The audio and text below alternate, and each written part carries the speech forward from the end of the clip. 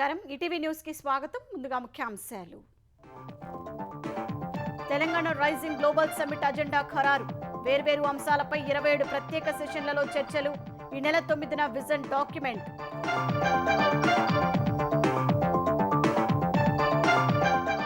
Global summit కు 154 మంది విదేశీ ప్రతినిధులు వస్తున్నారన్న భట్టి అవసరమైతే అతిథుల కోసం ప్రత్యేక విమానాలు ఏర్పాటు చేస్తామని వెల్లడి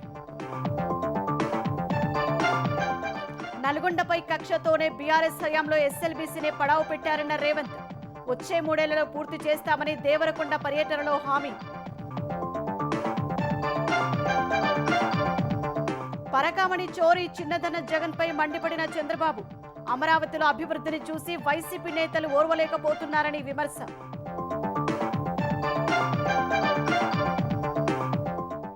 గిరిజనుల ఆదాయ మార్గాల పెంపుపై అధికారులకు పవన్ మార్గనిర్దేశం అటవీ ఉత్పత్తులు ప్రకృతి సేద్యాన్ని ప్రోత్సహించాలని సూచన దేశ విమానయాన రంగంలో కొనసాగుతున్న ఇండిగో సంక్షోభం 5వ రోజు 800లకు పైగా సర్వీసులు రద్దు ఎయిర్పోర్టులో ప్రయాణికుల అవస్థలు విమాన టికెట్ల ధరలు పెంచడంపై కేంద్రం ఆగ్రహం రద్దీ మార్గాల్లో ఛార్జీలపై పరిమితి విధింపు వెంటనే తగ్గించిన విమానయాన సంస్థలు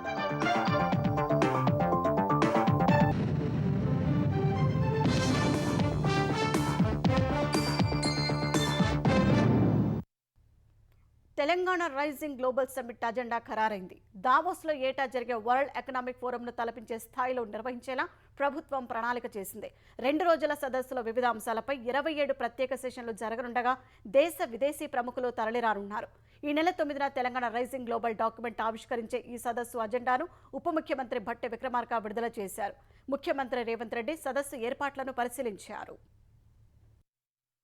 భారత్ ఫ్యూచర్ సిటీలో ఈ నెల 8, 9 తేదీల్లో జరిగే తెలంగాణ రైజింగ్ గ్లోబల్ సమ్మిట్ ఏర్పాట్లను ముఖ్యమంత్రి రేవంత్ రెడ్డి పరిశీలించారు ఫ్యూచర్ సిటీలో ఏర్పాటు చేస్తున్న వివిధ సమావేశాల వేదికలను పరిశీలించారు గ్లోబల్ సమ్మిట్ ప్రాంగణంలో తెలంగాణ తల్లి విగ్రహం ఏర్పాటు చేయాలని సీఎం ఆదేశించారు వేదికలు స్క్రీనింగ్ సీటింగ్ ఏర్పాట్లపై పలు సూచనలు చేశారు మరోవైపు తెలంగాణ రైజింగ్ గ్లోబల్ సమ్మిట్ షెడ్యూల్ను ఉప ముఖ్యమంత్రి భట్టి విక్రమార్క మంత్రి శ్రీధర్ బాబుతో కలిసి వెల్లడించారు ఈ నెల 8న మధ్యాహ్నం 1 గంటకు సదస్సు లాంఛనంగా ప్రారంభం కానుంది తెలంగాణ భవిష్యత్తును ఆవిష్కరించే దిశగా గ్లోబల్ సమ్మిట్ లో 2 రోజులు 27 ప్రత్యేక ప్యానల్ చర్చలు జరుగుతాయని తెలిపారు ఇందుకోసం 4 ప్రత్యేక హాలు ఏర్పాటు చేసినట్లు చెప్పారు మధ్యాహ్నం 3 గంటల నుంచి 4 గంటల వరకు ఎనర్జీ గ్రీన్ మొబిలిటీ ఐటీ సెమీకండక్టర్లు విద్యపై చర్చిస్తామని వెల్లడించారు 4 గంటల నుంచి 5 గంటల వరకు ఏరోస్పేస్ డిఫెన్స్ టాలెంట్ మొబిలిటీ వైద్యం కొరియా ఆస్ట్రేలియా సెషన్లు ఉంటాయని తెలిపారు 5:30 గంటల నుంచి 6:30 గంటల వరకు ఏషియన్ టైగర్స్ గిగ్ ఎకానమీ రైతుల ఆదాయ పెంపు కెనడా సెషన్ మహిళా వ్యాపారవేత్తల ప్రోత్సాహంపై చర్చలు జరుగుతాయని చెప్పారు ఈ నెల 9న 10 నుంచి 11:30 వరకు genome valley Olympic gold quest session పర్యాటకం తెలంగాణ 3 ట్రిలియన్ల ఎకనామీపై చర్చిస్తామని వెల్లడించారు 11 గంటల 45 నిమిషాల నుంచి 1 గంట వరకు హౌసింగ్ మూసీ పునరుజ్జీవం పట్టణ మౌలిక సదుపాయాలపై చర్చలు జరుగుతాయన్నారు 2 గంటల నుంచి 3 గంటల 45 నిమిషాల వరకు Bharat future city Telangana is of doing business global capable centres innovatives పై చర్చిస్తామని చెప్పారు 4 గంటల నుంచి 5 గంటల వరకు creative century soft power and entertainment capital growth పై చర్చలు జరుగుతాయని తెలిపారు దేశ విదేశీ పారిశ్రామికవేత్తలు వివిధ రంగాల నిపుణులు విద్యావేత్తలు అంతర్జాతీయ సంస్థల ప్రతినిధులు సదస్సుకు తరలివస్తారని భట్టి వివరించారు దాదాపు 154 international delegates from 42+ countries across 6 continents ఒక అమెరికా దేశం నుంచే 46 మంది పైబడి పార్టిసిపేట్స్ దీంట్లో రావడానికి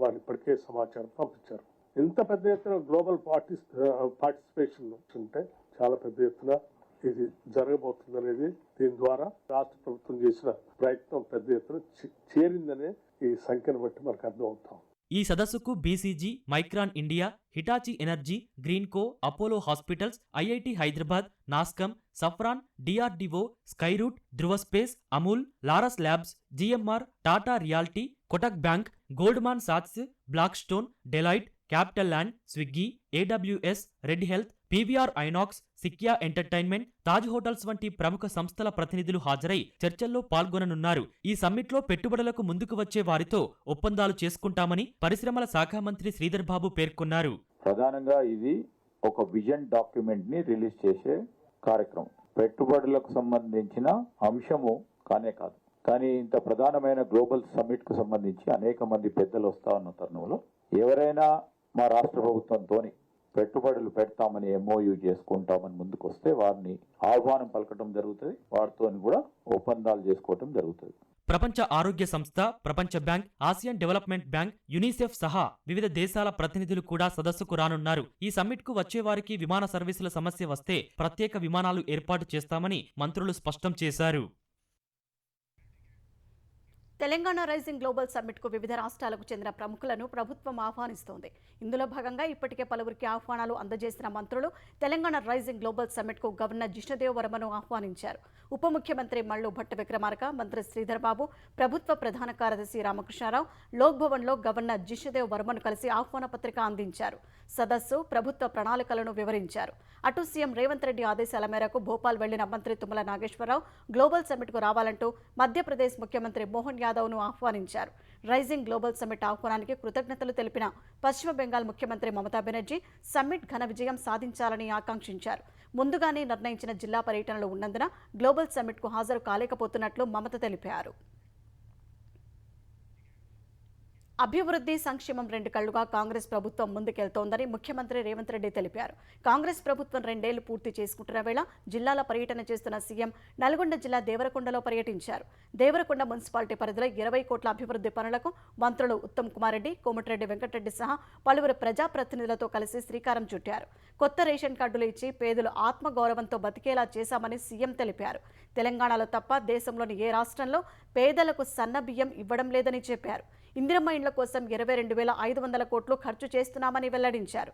ఎస్టీల రిజర్వేషన్లపై కొందరు కుట్రలు చేస్తున్నారని, ఈ సమస్యను త్వరలోనే పరిష్కరిస్తామని చెప్పారు. నల్గొండ జిల్లా ప్రజల మీద పగబట్టి SLBC ప్రాజెక్టును ఆపారన్న సీఎం ఏదేమైనా టన్నెల్ను పూర్తి చేసి నీరు అందిస్తామని స్పష్టం చేశారు.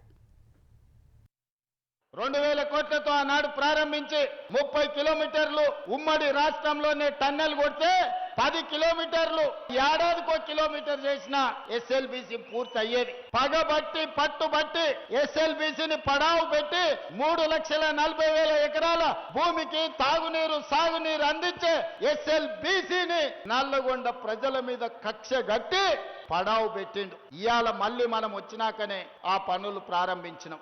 మీ ప్రాంతానికి SLBC డిండి ప్రాజెక్టులను ఈ హయాంలోనే పూర్తి చేసి మీ అభివృద్ధి పనులు చేస్తాం. జగన్కు సొంత బాబాయ్ హత్య చిన్న విషయమైనప్పుడు పరకామణి చోరీ పెద్దది ఎలా అవుతుందని ముఖ్యమంత్రి చంద్రబాబు ప్రశ్నించారు. ఏమాత్రం నైతికత లేని వాళ్లే ఇలాంటి వ్యాఖ్యలు చేస్తారని మండిపడ్డారు. అమరావతిలో అభివృద్ధి పట్ల రైతులు, ప్రజలు ఆనందంగా ఉంటే రాజకీయంగా కొందరు తట్టుకోలేక బాధపడుతున్నారని దుయ్యబట్టారు. తెలుగుదేశం పార్టీ కేంద్ర కార్యాలయం ఎన్టీఆర్ భవన్లో మీడియాతో సీఎం చంద్రబాబు ఇష్టాగోష్ఠిగా మాట్లాడారు. పరకామణి చోరీ అంశంపై జగన్ చేసిన వ్యాఖ్యలు శ్రీవారి భక్తుల మనోభావాలు దెబ్బతినేలా ఉన్నాయని ధ్వజమెత్తారు. జగన్కు దేవుడన్నా, ఏడుకొండలవాడి భక్తుల మనోభావాలు అన్నా, ఆలయాలు పవిత్రత అన్నా లెక్కలేదని దుయ్యబట్టారు. బాబాయ్ హత్యనే సెటిల్ చేసుకుందామని చూసిన జగన్ తిరుమల పరకామణి చోరీని సెటిల్ చేయాలని చూడటంలో ఆశ్చర్యమేముందని వ్యాఖ్యానించారు. నేరస్తుల్ని వెనకేసుకొస్తాను అంటూ సభ్య సమాజానికి జగన్ ఏం చెప్తున్నారని నిలదీశారు. 70,000 చోరీకి 14 కోట్లు రాసిచ్చేందుకు సిద్ధపడ్డారంటే ఇంకెంత సంపాదించి ఉంటారని చంద్రబాబు ప్రశ్నించారు. టీటీడీలో దోపిడీ ఏ స్థాయిలో చేశారో దీన్ని బట్టే అర్థమవుతోందని అన్నారు. భక్తులు ఇచ్చిన కానుకలు, ముడుపులను కొట్టేసిన దొంగలతో సెటిల్మెంట్ ఏంటని ప్రశ్నించారు. గతంలో నెల్లూరు, విజయనగరం జిల్లాలు ఎంతో ప్రశాంతంగా ఉన్న జిల్లాలుగా పేరొందాయన్న ముఖ్యమంత్రి వైసీపీ హయాంలో నెల్లూరులో కూడా చాప కింద నీరులా మాఫియాను విస్తరింపచేశారని మండిపడ్డారు. లేడీ డాన్స్ తయారవటం చూసి తనకే ఆశ్చర్యం కలిగిందన్నారు. లా అండ్ ఆర్డర్ విషయంలో రాజీ లేదన్నారు. శాంతి భద్రతలు అన్నీ అదుపులో పెడుతున్నామని తెలిపారు. తెలుగుదేశం ప్రభుత్వంతో జరిగిన హైదరాబాద్ అభివృద్ధిని అక్కడి నేటి పాలకులు గుర్తిస్తున్నారని చంద్రబాబు తెలిపారు. ఆనాడు వేసిన అభివృద్ధి బీజం ఫలితంగానే కోకాపేటలో ఎకరం భూమి రికార్డు స్థాయిలో ధర పలుకుతోందని గుర్తు చేశారు. అమరావతిలో రాజధాని పనుల వేగం పెరిగిందని సీఎం చెప్పారు. 2వ దశ భూ సమీకరణకు రైతులు ముందుకు రావడం శుభపరిణామమన్నారు. పవన్ కళ్యాణ్, మంత్రులు, కూటమి నేతలంతా మెగా పేరెంట్ టీచర్ కార్యక్రమంలో పాల్గొని విజయవంతం చేయటాన్ని చంద్రబాబు ప్రశంసించారు. ఇలాంటి మంచి కార్యక్రమాల వల్ల ఎన్నో మార్పులు తీసుకురాగలమని వివరించారు. పార్టీ కార్యాలయానికి మంత్రులు, ఎమ్మెల్యేల తాకిడి పెరగటంతో మరింత చురుగ్గా పని జరుగుతోందన్నారు. పరకామణి చోరీ చిన్నదైతే పెద్ద దోపిడీ ఏంటో జగన్ చెప్పాలని ఏపీ దేవాదాయ శాఖ మంత్రి ఆనం రామనారాయణ రెడ్డి నిలదీశారు. భక్తుల విశ్వాసాలతో జగన్ ఆటలాడుతున్నారని దుయ్యబట్టారు. 70,000 రూపాయల దొంగతనం కేసులో రాజీ కోసం రాసిచ్చిన కోట్ల రూపాయల ఆస్తులు నిందితుడికి ఎలా వచ్చాయో చెప్పాలని ప్రశ్నించారు. పరకామణి చోరీ వ్యవస్థలో దొరికిన వాడు చిన్న రేణు మాత్రమేనని మంత్రి అభిప్రాయపడ్డారు. పాలచుక్క లేకుండా జగన్ పాలనలో తిరుమల ప్రసాదానికి నెయ్యి కనిపెట్టడం ప్రపంచంలోనే పెద్ద వింత అని మండిపడ్డారు. దొంగ చేతికి తాళాలు ఇస్తే ఏమవుతుందో జగన్ 5 ఏళ్ల పాలనలో ప్రజలు చూశారని చెప్పారు. జగన్ మాఫియా సామ్రాజ్యాన్ని కూటమి ప్రభుత్వం కట్టడి చేసి తీరుతుందని మంత్రి ఆనం రామనారాయణ రెడ్డి స్పష్టం చేశారు. పరకామణిలో హుండీలో దొరికినటువంటి డాలర్లను దోచుకుపోతే అది చిన్న దొంగతనం. అంత చిన్నదైతే అన్ని కోట్ల రూపాయల మీ మధ్య ఎలా చేతులు మారాయి అని అడుగుతున్నా. హుండీల్లో డబ్బులు కూడా దోచుకునే పరిస్థితి అంత దిగజారిందా నువ్వు నీ పరిపాలన? ఆ దేవదేవుణ్ణే వదలనటువంటి మీరు సామాన్య ప్రజలను వదిలిపెట్టారు అంటే ఈ సమాజం నమ్ముతుందా? ఇప్పటికైనా కనీసం ఆ దేవదేవుని దగ్గరికి పోయి సాష్టాంగ ప్రమాణం చేసి మేము తప్పు చేశామనేటువంటి మాట అయినా చెప్పండి. లేకపోతే ఆ భగవంతుడు క్షమించడు, ఈ రాష్ట్ర ప్రజానీకం క్షమించదు మిమ్మల్ని. అన్నమయ్య జిల్లా మదనపల్లి సబ్ కలెక్టర్ కార్యాలయంలోని ఫైళ్ల దహనం కేసులో నిందితుడు మాజీ మంత్రి పెద్దిరెడ్డి రామచంద్రారెడ్డి అనుచరుడు మాధవరెడ్డి ఇంట్లో సిఐడి అధికారులు తనిఖీలు చేశారు. 2024 జూలై 21న మదనపల్లి సబ్ కలెక్టరేట్లో దస్త్రాలు దహనమయ్యాయి. ఈ ఘటనపై అప్పట్లోనే కేసు నమోదు చేసిన పోలీసులు దర్యాప్తు కొనసాగిస్తున్నారు. ఈ వ్యవహారంలో మాధవరెడ్డి ప్రమేయం ఉన్నట్లు గుర్తించి ఆయనపై కూడా కేసు నమోదు చేశారు. మాధవరెడ్డి కోర్టు ద్వారా బెయిల్ తీసుకున్నారు. ఇవాళ తెల్లవారుజామున సిఐడి డీఎస్పీ వేణుగోపాల్ ఆధ్వర్యంలో మాధవరెడ్డి ఇంట్లో తనిఖీలు నిర్వహించారు. సుమారు గంట పాటు విచారణ జరిపారు. అడవిని నమ్ముకుని బతికే గిరిజనుల ఆదాయ మార్గాలు పెంచడంతో పాటు వారి జీవన ప్రమాణాలు పెరిగేలా చూడాలని అధికారులకు ఏపీ ఉప ముఖ్యమంత్రి పవన్ కళ్యాణ్ సూచించారు. అల్లూరి సీతారామరాజు జిల్లా కలెక్టర్ దినేష్ కుమార్, ఎస్పీ అమిత్ బర్దర్తో మంగళగిరి నుంచి పవన్ టెలికాన్ఫరెన్స్ నిర్వహించారు. అటవీ ఉత్పత్తుల తయారీ, మార్కెటింగ్, ఎకో టూరిజం, పర్యాటకం పెంపుతో గిరిజన యువతకు నిరుద్యోగ సమస్య లేకుండా చేయాలని ఆదేశించారు. అటవీ ఉత్పత్తులు, ఆర్గానిక్ ప్రోడక్ట్స్కి ఎంతో డిమాండ్ ఉందన్న పవన్ కాఫీ తోటలతో పాటు ఇతర అటవీ ఉత్పత్తులు సాగు చేసేలా ప్రోత్సహించాలని సూచించారు. సినిమాలు, సీరియళ్లతో పాటు ఓటీటీ కంటెంట్ను ఏజెన్సీ ప్రాంతాల్లో చిత్రీకరించేలా ప్రోత్సహించాలన్నారు. తద్వారా ఆదాయం పెరగడం సహా యువతకు ఉపాధి లభిస్తుందని ఉప ముఖ్యమంత్రి సూచించారు. అనకాపల్లి జిల్లా మాకవరంపాలెం మండలంలో పరిశ్రమల విస్తరణకు కీలక ముందడుగు పడింది. 1234 కోట్ల రూపాయల పెట్టుబడితో డోజ్కో సంస్థ నిర్మాణ రంగానికి అవసరమైన ఎర్త్ మూవింగ్ పరికరాల తయారీ యూనిట్ను ఏర్పాటు చేయనున్నట్టు ప్రకటించింది. మొత్తం 150 ఎకరాల విస్తీర్ణంలో ఏర్పాటు చేసే ఈ యూనిట్పై డోజ్కో ప్రతినిధులు నర్సీపట్నం క్యాంపు కార్యాలయంలో స్పీకర్ అయ్యన్న పాత్రుడిని కలిసి చర్చించారు. సీఎం చంద్రబాబుని కలిసి అవసరమైన సహకారం అందించినందుకు స్పీకర్కు కృతజ్ఞతలు తెలిపారు. డోజ్కో ప్రాజెక్టు ఏర్పాటుతో మాకవరంపాలెం ప్రాంతం పారిశ్రామిక హబ్గా మారనుందని అయ్యన్న తెలిపారు. ఈ పరిశ్రమతో స్థానిక యువతకు ఉపాధి అవకాశాలు లభిస్తాయని చెప్పారు. పైలట్ల నిర్వహణలో విఫలమైన ఇండిగో విమానయాన సంస్థలో వరుసగా 5వ రోజు సంక్షోభం కొనసాగింది. దేశవ్యాప్తంగా 800కు పైగా విమానాలు రద్దయ్యాయి. ఇండిగో టికెట్లు బుక్ చేసుకున్న ప్రయాణికులు తమ ప్రయాణం ఎప్పుడో తెలియక వివిధ విమానాశ్రయాల్లో పడిగాపులు పడుతున్నారు. ఇండిగో సిబ్బందితో వాగ్వాదానికి దిగుతున్నారు.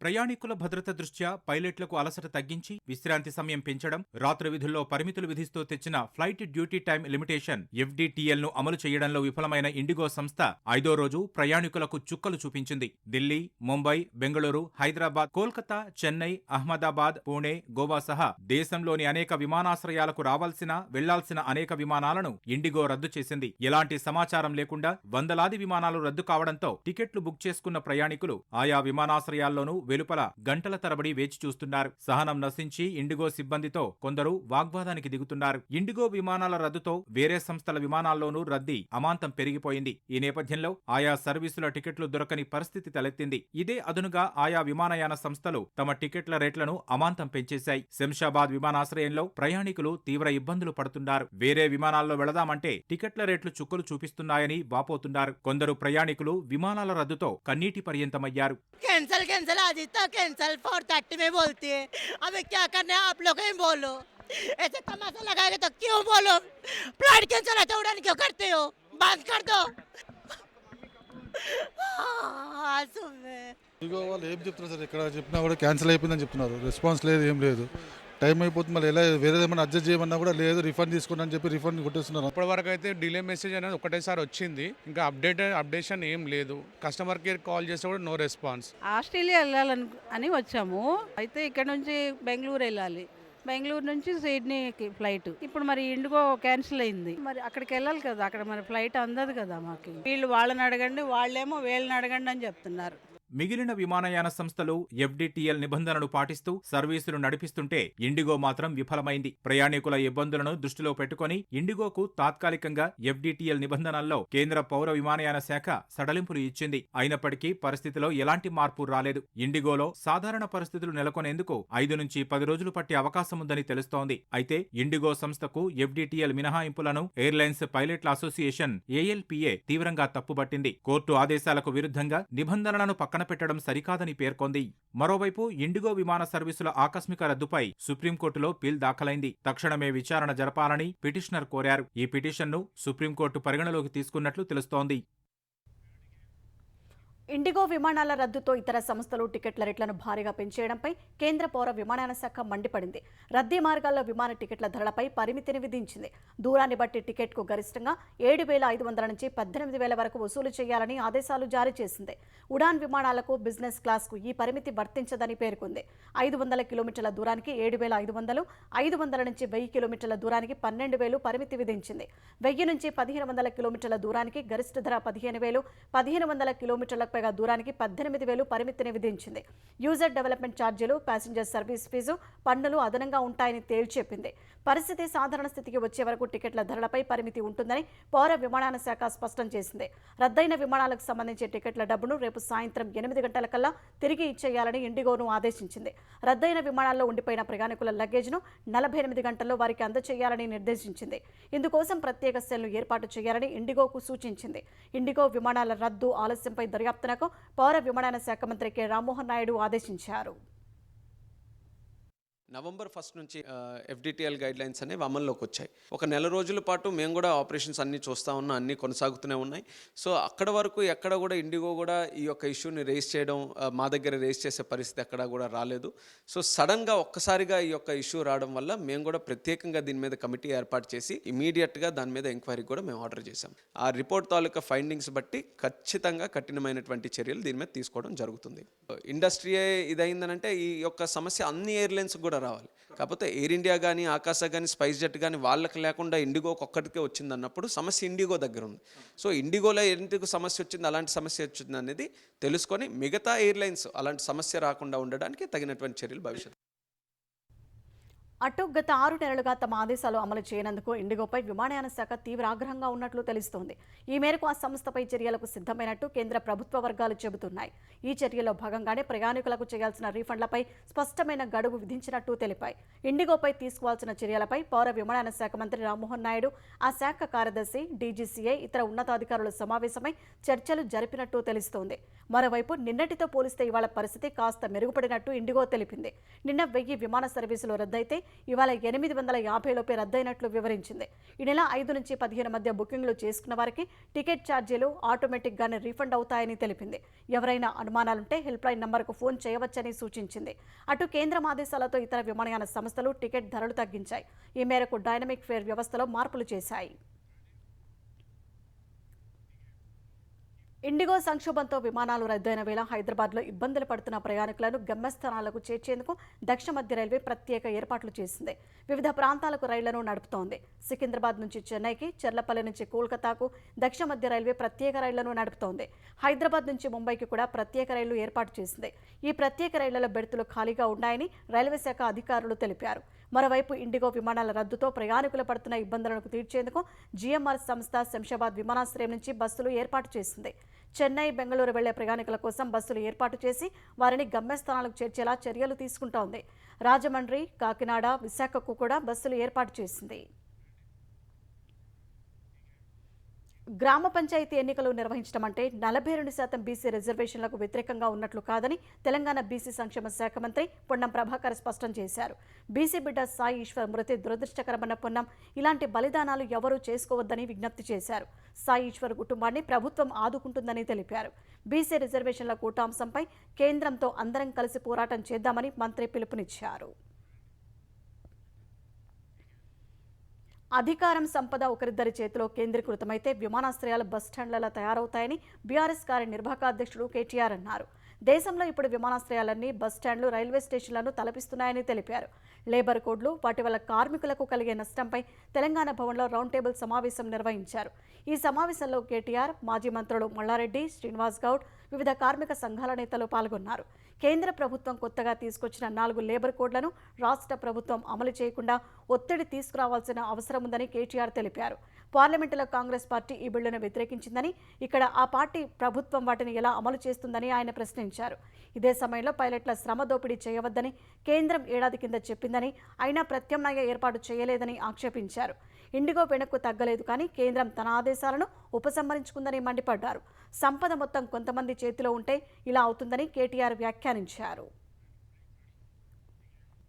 ఎన్నో యుద్ధాలు ఆపినప్పటికీ తనకు శాంతి బహుమతి రాలేదని అసంతృప్తితో ఉన్న అమెరికా అధ్యక్షుడు డొనాల్డ్ ట్రంప్ ఆశ నెరవేరింది. నోబెల్ శాంతి బహుమతి దక్కనప్పటికీ ఫిఫా శాంతి బహుమతి కోసం ట్రంప్ ఎంపికయ్యారు. 2026లో జరిగే ఫిఫా ఫుట్బాల్ ప్రపంచ కప్ పోటీలకు సంబంధించి వాషింగ్టన్ డీసీలో జరిగిన డ్రా కార్యక్రమానికి ట్రంప్ ముఖ్య అతిథిగా హాజరయ్యారు. ఈ సందర్భంగా ఆయనకు శాంతి బహుమతి ప్రకటిస్తున్నట్లు ఫిఫా అధ్యక్షుడు గియానీ ఇన్ఫాంటినో తెలిపారు. ఈ ఏడాది శాంతి బహుమతి ప్రదానం చేయడం ప్రారంభిస్తున్నట్లు గియానీ చెప్పారు. ప్రపంచవ్యాప్తంగా శాంతి స్థాపనకు కృషి చేసే వారికి ఇకపై ప్రతి ఏటా ఫిఫా శాంతి బహుమతి ప్రదానం చేయనున్నట్టు తెలిపారు. ఫిఫా శాంతి అవార్డు లభించడం తన జీవితంలో దక్కిన అతిపెద్ద గౌరవాల్లో ఒకటని ట్రంప్ ఉబ్బితబ్బిబ్బయ్యారు. ప్రపంచంలో ఏ దేశంతోనైనా సంబంధాలు ఏర్పరచుకునే హక్కు, స్వేచ్ఛ భారత్కు ఉన్నాయని విదేశాంగ మంత్రి జయశంకర్ స్పష్టం చేశారు. భారత్ బంధాలను వీటో చేసే అధికారం ఏ దేశానికి లేదన్నారు. ప్రపంచంలో ఒడిదొడుకులు కొనసాగుతున్నా భారత రష్యా సంబంధాలు స్థిరంగా ఉన్నాయన్నారు. హిందుస్థాన్ టైమ్స్ లీడర్షిప్ సమ్మిట్లో మాట్లాడిన జయశంకర్, రష్యాతో బంధం కారణంగానే అమెరికా భారత్ వాణిజ్య ఒప్పందం మరింత క్లిష్టంగా మారిందా అన్న ప్రశ్నకు వీలైనంత ఎక్కువ దేశాలతో సహకారాన్ని కొనసాగించడం భారత్కు కీలకమని చెప్పారు. గత 70-80 ఏళ్లుగా ప్రపంచం చాలా ఎత్తుపల్లాలు చూసిందని, కానీ భారత రష్యా మధ్య బంధం స్థిరంగా కొనసాగుతుందని అన్నారు. అమెరికా డాలర్తో పోలిస్తే రూపాయి మారకం విలువ జీవితకాల కనిష్ట స్థాయికి పతనమైన వేళ రూపాయి పతనం పూర్తి ప్రతికూలమేమీ కాదని ఆర్థిక మంత్రి నిర్మలా సీతారామన్ చెప్పారు. ఢిల్లీలో జాతీయ మీడియా నాయకత్వ సదస్సులో పాల్గొన్న కేంద్ర ఆర్థిక మంత్రి ప్రస్తుత పరిస్థితి ఎగుమతిదారులకు ప్రయోజనకరమని వెల్లడించారు. భారత ఉత్పత్తులపై సుంకాల వేళ ఇది కాస్త సానుకూలాంశమే అని నిర్మలా చెప్పారు. రూపాయి హెచ్చుతగ్గులు సహా ఆర్థిక వ్యవస్థ బలాన్ని పరిగణలోకి తీసుకోవాలని సూచించారు. కరెన్సీ హెచ్చుతగ్గులు ఆర్థిక వ్యవస్థ పనితీరును నిర్ణయించలేవన్నారు. ఆర్థిక వ్యవస్థ మూలాలు బలంగా ఉన్నాయని స్పష్టం చేశారు. రాజ్యాంగ నిర్మాత డాక్టర్ బిఆర్ అంబేద్కర్ వర్ధంతిని పురస్కరించుకుని ప్రముఖులు నివాళులు అర్పించారు. రాష్ట్రపతి ద్రౌపది ముర్ము, ఉపరాష్ట్రపతి సిపి రాధాకృష్ణన్, ప్రధాని నరేంద్ర మోదీ, కాంగ్రెస్ అగ్రనేత రాహుల్ గాంధీ పార్లమెంటు వద్ద అంబేద్కర్ చిత్రపటానికి పుష్పాంజలి ఘటించారు. అంబేద్కర్ దార్శనికత, సమానత్వం, అచంచలమైన నిబద్ధత జాతి ప్రయాణానికి మార్గనిర్దేశం చేస్తూనే ఉన్నాయని ప్రధాని అన్నారు. ప్రజాస్వామ్య విలువలను బలోపేతం చేయడానికి అంబేద్కర్ తరతరాలను ప్రేరేపించారని ఆయన కొనియాడారు. అంబేద్కర్ ఒక ఐకాన్ అని రాహుల్ గాంధీ అన్నారు. దేశం మొత్తానికి ఆయన ఒక మార్గాన్ని చూపించారని పేర్కొన్నారు. అంబేద్కర్ ఇచ్చిన రాజ్యాంగాన్ని, ఆయన ఆలోచనలను కాపాడుకుంటామని చెప్పారు. నేడు సమాజంలో పేదలకు, బడుగు వర్గాలకు న్యాయం జరుగుతుందంటే అంబేద్కర్ రచించిన రాజ్యాంగమే కారణమని ముఖ్యమంత్రి చంద్రబాబు, మంత్రి నారా లోకేష్ నివాళులు అర్పించారు. డాక్టర్ బిఆర్ అంబేద్కర్కు సీఎం రేవంత్ రెడ్డి నివాళులు అర్పించారు. తెలంగాణ స్వరాష్ట్రం సాధించుకోవడానికి రాజ్యాంగంలో బాబాసాహెబ్ ఏర్పాటు చేసిన ఆర్టికల్ 3 ఎంతగానో దోహదపడిందని మాజీ మంత్రి కేటీఆర్ పేర్కొన్నారు.